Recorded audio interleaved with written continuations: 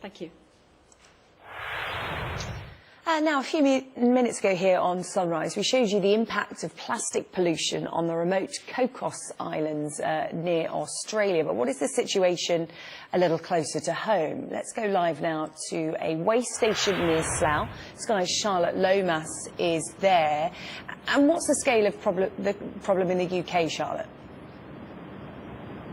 It's a really big problem. If you ever wondered exactly what happens to your rubbish bins once they're collected, they could end up here. This is an energy from waste centre, one of many across the UK, and we're here at the first stage. It's also the dirtiest and the smelliest stage. This is the tipping floor where all your residual waste, that's not the recycling waste, just the normal household waste will end up. But inevitably there is recyclables that do end up here. As you can see now, the lorries here just tipping up that waste.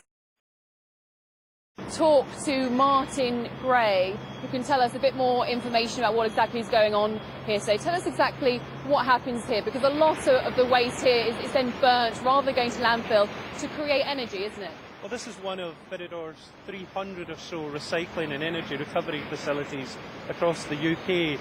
This facility takes about 450,000 tonnes of non-recyclable waste each year and transforms that into energy enough to power about 56,000 homes.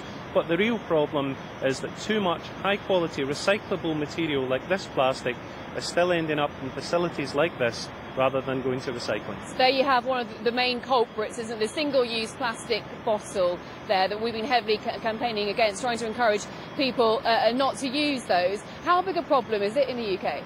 It's a real problem, and the real problem is public confusion. But no wonder. Recycling's a real success story, but it started to dip in recent years in England, about 43%, but Wales is up to about 62%. But the real problem is public confusion. 8 out of 10 people are confused about how they put the right stuff in the right bin. 400 recycling systems across the UK, so we've got to make the system easier for people like you and me. Thank you. I have to leave it there, Martin. I have to admit, sometimes I'm actually one of those people who is quite frustrated and confused about what I can and can't recycle, but it's important that the message is get the right thing in the right bin. So we'll be here live throughout the morning. This is one of 40 centres across the UK trying to do their utmost to divert waste away from landfill into renewable energy. OK, Charlotte, thank you. It can get quite confusing as to what you can recycle and what you can't. I'm quite lucky my council prints it on the side of the recycling bag, so I can't get it wrong. No excuses. No, that is good. Our council, you just pour everything into one recycling wheelie bin. Yeah, I don't get that. No, I don't quite get that either, because if I make a mistake, they'll sort it all out, haven't they? I tell my family all the time how to do it, but, you know,